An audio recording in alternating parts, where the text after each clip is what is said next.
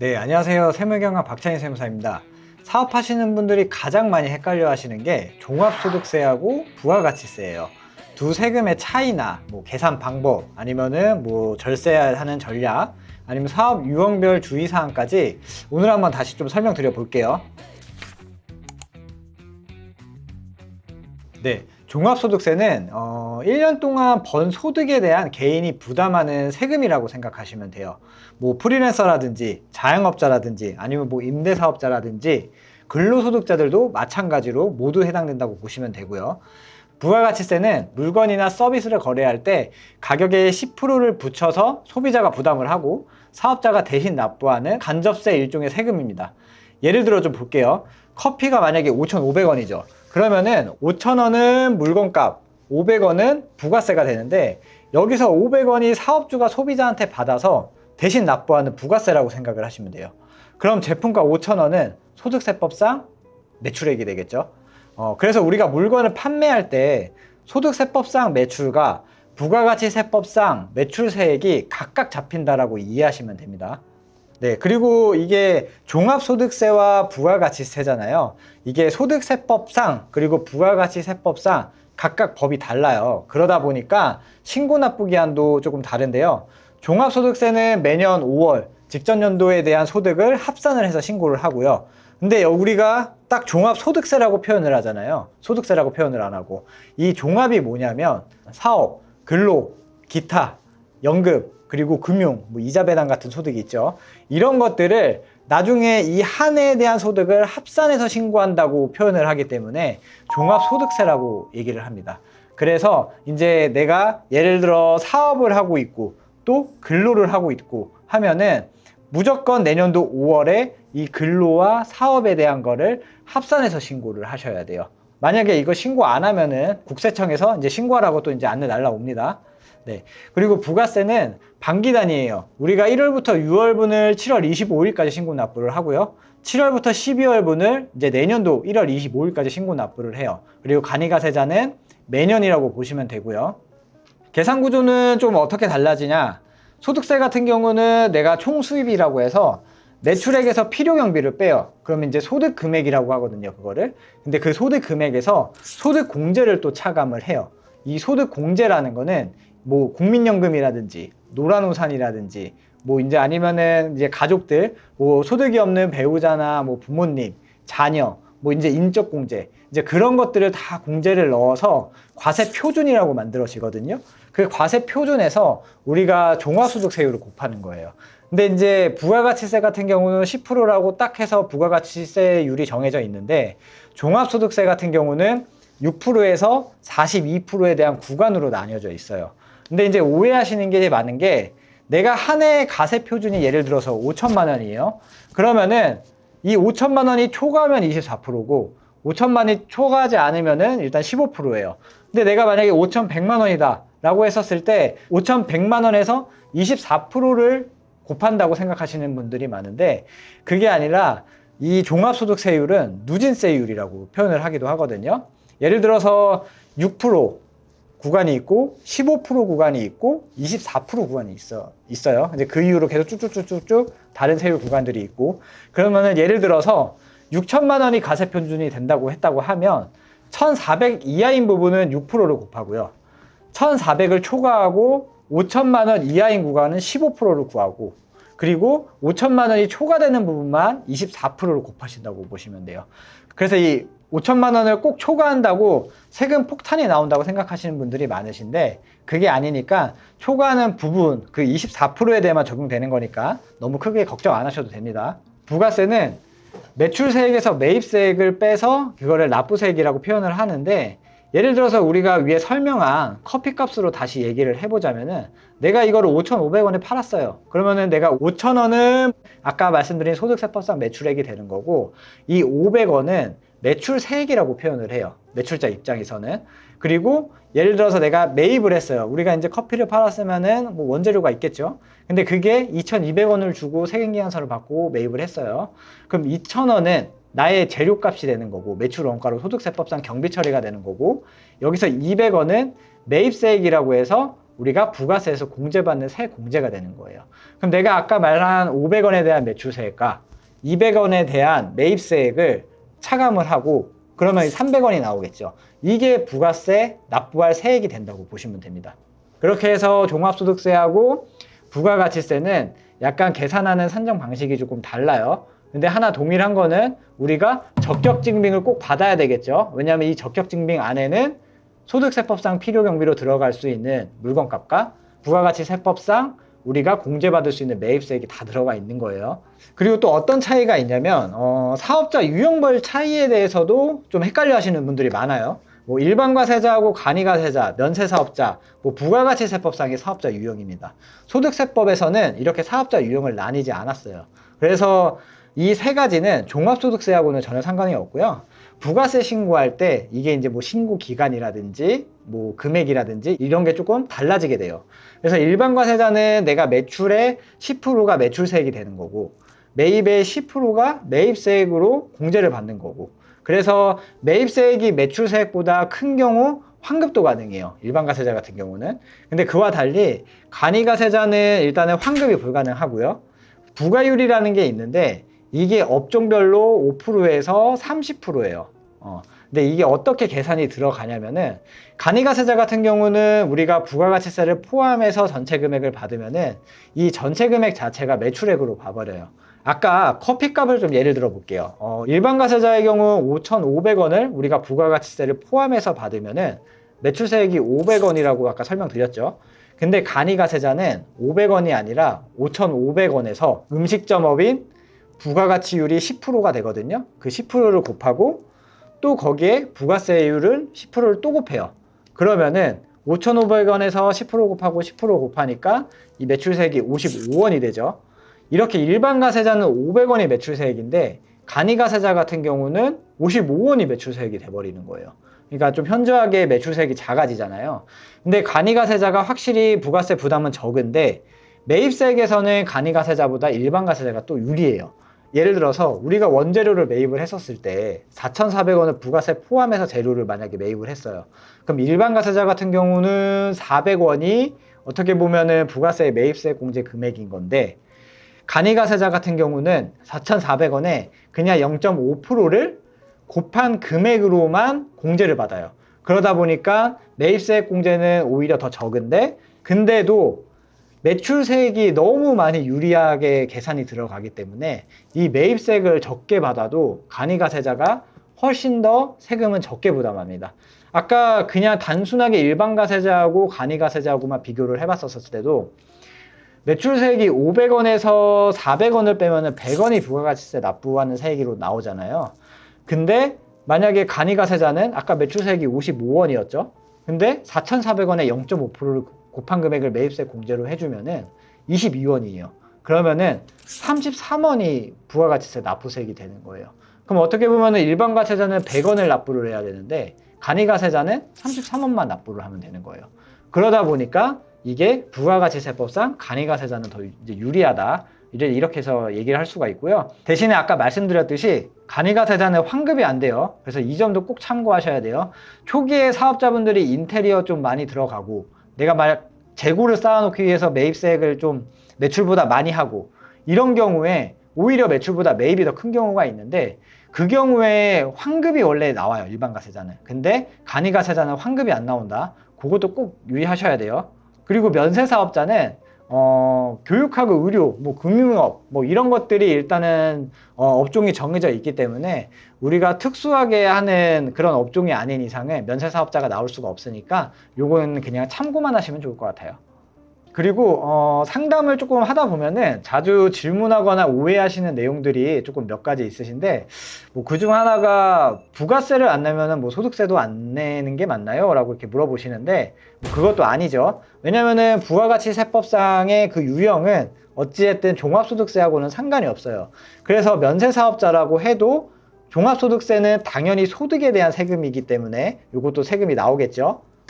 그리고 내가 부가가치세를 납부는 했지만 소득세를 납부를 안 하는 경우도 있어요.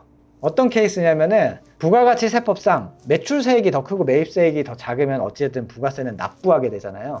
근데 우리가 거기서 종합소득세에서 필요경비는 매입세액공제를 받지 않는 필요경비들이 간혹 있어요. 어떤 거냐면 제일 많은 게 인건비, 그리고 대출에 대한 이자 비용, 뭐 이런 것들을 우리가 부가세를 대신 납부하고 뭐 이렇게 해서 비용 처리를 받는 경비가 아니잖아요. 그러다 보니까 인건비가 큰 사업자의 경우에는 내가 오히려 부가세는 냈는데 종소세 낼 때 경비가 더 커서 아예 소득세를 안 내는 경우도 있어요. 그렇기 때문에 이 부가세하고 종소세를 같은 거로 보시면 안 돼요. 무조건 분리해서 생각하셔야 돼요. 그리고 두 번째로는 또 그런 질문도 하세요. 부가세는 사업주가 부담을 하는 거다? 실질적 우리가 논리적으로 봤었을 때 부가세는 사업주가 부담하는 세금이 아니에요. 최종 소비자가 부담하는 세금이에요. 예를 들어서 우리가 아까 또 커피를 예를 들어 볼게요. 커피를 판매를 했었을 때 나는 이 커피를 5,000원만 받고 싶어요. 그러면은 원래 5,000원만 받아야겠죠. 근데 우리가 세금 때문에 5,000원만 받을 수가 없는 거예요. 그래서 5,500원이라는 가격을 설정해서 5,000원은 내 물건값으로 나한테 귀속시키는 걸로 받는 거고, 500원은 이거 500원 우리 거 아니야, 나중에 내가 뗐다가 나중에 부가세로 납부할 거야 라는 약속을 하고 받는 거예요. 그래서 부가세라는 거는 내가 내는 게 아니라 최종 소비자가 나한테 전달한 부가세를 내가 부가세 신고 기간에 맞춰서 납부한다고 보시면 돼요.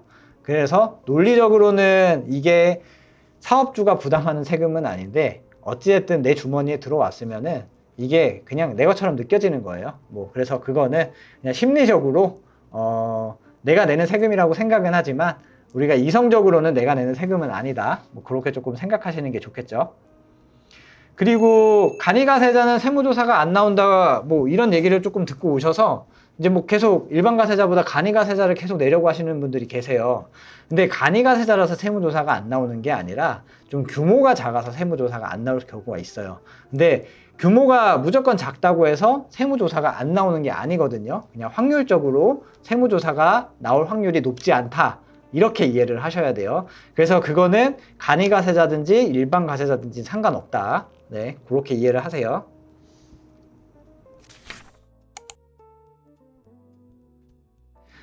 네, 그래서 아까 그 중간에 제가 조금 말씀드렸듯이 우리가 공통적으로 적격증빙을 잘 받아두는 게 이 챕터에서는 제일 중요해요. 그러니까 세금에서는 우리가 대단한 퍼포먼스나 그런 기술들이 필요하지 않아요. 그냥 한 7, 80%는 내가 받아야 할 적격증빙만 잘 준비하셔도 절세는 충분히 됩니다.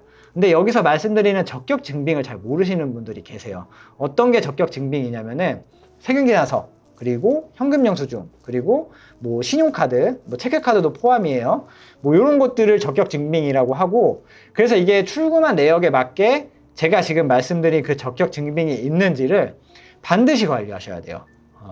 막 발행을 해주겠다고 해서 사업자 등록증까지 받으신 사업자분들이 발행을 안 하는 경우도 굉장히 많거든요. 그 경우에는 우리가 이제 매입세액공제는 못 받고요. 뭐 어떻게라든 경비 처리는 가능하겠지만 이것도 적격증빙을 못 받았기 때문에 가산세가 나올 수가 있어요. 그래서 이제 그 부분도 조금은 조심하시고요. 근데 여기서 이제 또 준비를 하실 때 조심하셔야 하는 거는 세금계산서예요.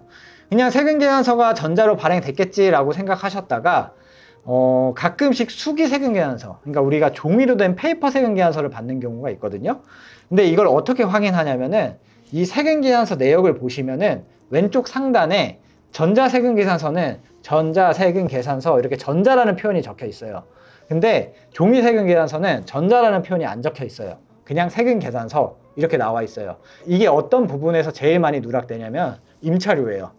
대부분 임대인분들은 좀 연세 있으신 분들이 많고 아니면 사업자가 그게 하나기 때문에 이 전자세금계산서를 계속 발행하는 거를 까먹으시는 분들이 많으세요. 그러다 보니까 그냥 부가가치세 기간에 맞춰가지고 뭐 6개월치를 한꺼번에 6장을 해서 한꺼번에 전달을 준다든지 이런 식으로 해서 전달받는 경우가 되게 많거든요.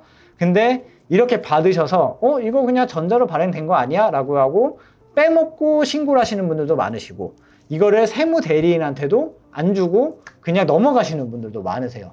그러다 보니까 내가 이 세금계산서가 수기세금계산서인지 전자세금계산서인지 그 정도는 꼭 본인이 확인을 하셔야 돼요. 그리고 또 소득세에서만 좀 비용 처리를 받을 수 있는 게 또 있죠. 이게 이제 간이영수증.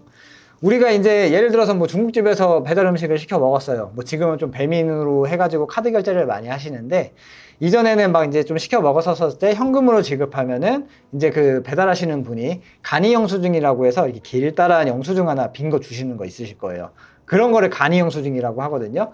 근데 이거는 적격 증빙도 가능은 해요. 가능은 한데 이게 3만 원 이하만 이 간이 영수증을 받는 게 가능해요. 그러니까 요것도 일단 금액은 기억하시고, 그리고 퀵 서비스도 마찬가지예요. 이런 퀵 서비스 하시는 분들도 세금 계산서를 발행을 안 하고 이렇게 간이 영수증으로 조그만한 종이를 주시는 경우가 있어요. 요것도 보관하셨다가 나중에 종합소득세 신고할 때 경비 처리가 들어가는 게 가능하니까 그것도 꼭 잊지 마시고 관리하시고요. 그리고 마지막으로는 인건비예요. 우리가 이제 인건비 같은 경우는 전산으로 뭐 이렇게 잡히거나 그런 게 아니에요, 어떻게 보면. 왜냐면은 우리가 이제 매월 급여를 설정을 하고 이 사람 인적사항을 4대 보험공단에 등록을 하고 하면서 원천세 신고를 통하게 되거든요. 그래서 원천세 신고를 하면서 신고된 금액에 맞춰가지고 그거를 인건비로, 급여로 이렇게 경비 처리를 받는 건데, 이제 이게 인건비를 만약에 내가 400만 원을 세전급여로 잡았었을 때 400만 원을 취득 신고하게 되면은 연금하고 건강보험료가 반반씩 부담을 하게 되잖아요. 고용보험도 마찬가지겠지만. 그래서 사업주분들이 굉장히 조금 생각보다 부담스러워요, 이 4대 보험료 자체가. 왜냐면은 본인에 대한 4대 보험도 나오겠지만 이 직원들에 대한 4대 보험도 반을 다 부담을 하기 때문에 좀 부담스러운 금액이 나오긴 해요. 근데 이것 때문에 인건비를 신고 안 하려고 하시는 분들이 계세요. 4대 보험을 납부하기 싫어서. 근데 이 인건비를 신고를 안 하게 되면은 이거를 경비로도 넣을 수가 없어요, 어떻게 보면. 만약에 이걸 내가 경비를 억지로 넣게 되면은 나중에 4대 보험 다시 다 튀어나와요. 그리고 가산세도 나와요. 왜냐면 아까 제가 원천세 신고할 때 원천세 신고도 해야 되고 뭐 간이지급명세서라든지 뭐 이런 것들도 제출을 해야 된다고 말씀을 드렸잖아요. 이제 그런 것들이 원래 제 기한 내에 제출하거나 신고하지 않으면 가산세가 다 붙기 때문에 이런 것들이 또 나중에 내가 세금 많이 나온다고 뒤늦게 딱 넣었다가 가산세 묻는 경우도 되게 많거든요. 그래서 4대 보험 줄이려고 이 인건비 신고를 피하지 마세요. 왜냐면은 내가 어찌됐든 종합소득세 때 그 경비를 받지 않으면은 내 소득금액이 그만큼 올라가요. 그만큼 올라가면은 그 소득금액 기준으로 해서 내 4대 보험료가 그만큼 올라가요. 그럼 내가 4대 보험을 줄이려고 했는데 내 4대 보험이 그만큼 올라가니까 이게 나중에 달라질 게 없겠죠? 달라질 게 뭐가 있을까요? 세금이에요, 세금. 종합소득세가 올라가요. 왜냐면은 내가 예를 들어서 막 최저임금제만 줘도 대부분 2,500, 3,000인데 내가 이 3,000만 원에 대해서 연애 경비 처리를 못 받아요. 그럼 내가 이 3,000만 원에 대해서 내 소득 금액이 그만큼 올라가잖아요. 그럼 그 소득 금액에 적어도 15%, 24% 정도는 어찌됐든 그 구간에 해당이 될 텐데 그것만큼의 세금이 더 나오겠죠. 그러다 보니까 인건비 신고를 안 하면은 4대 보험도 4대 보험대로 나오고 그리고 세금도 당연히 더 많이 나와요. 그러다 보니까 인건비 신고하시는 거 이거 잊지 마세요. 잊지 마시고, 그리고 간혹 가족이랑 이제 처음 사업하시는 분들이 내가 일단은 지금 당장 매출액이 많지 않으니까 이제 가족분들한테 도움을 많이 받아요. 뭐 어떻게 보면 자녀라든지 배우자라든지 아니면은 그냥 집에 어머니 쉬고 계시니까 어머님이라든지 이렇게 와가지고 이제 이렇게 사업을 운영을 하세요. 근데 또 그냥 우리가 무급으로는 이렇게 할 수는 없으니까 그냥 용돈도 좀 챙겨드리고 뭐 이렇게 진행을 하시는데, 이 가족이라고 해서 인건비 처리가 안 된다고 생각하시는 분들이 계세요. 근데 그게 아니에요. 실제로 내가 진짜 이 가족분들이 와가지고 일을 도와주고 내가 급여의 형태로 이 급여를 지급한다고 하시면은 이것도 신고 가능해요. 그러니까 내가 이게 진짜 가족이지만 직원처럼 진짜 일을 해준다, 그리고 내가 돈을 지급한다 라고 하면은 등록하셔서 그냥 제때 인건비 처리 받으시고 세금 줄이세요. 그게 맞아요. 이것도 꼭 놓치시는 분들이 나중에 한꺼번에 하려면은 또 가산세 물고 다 하셔야 돼요. 그러니까 이런 것들도 꼭 놓치지 마시고 미리미리 조금 준비하셔서 신고하세요.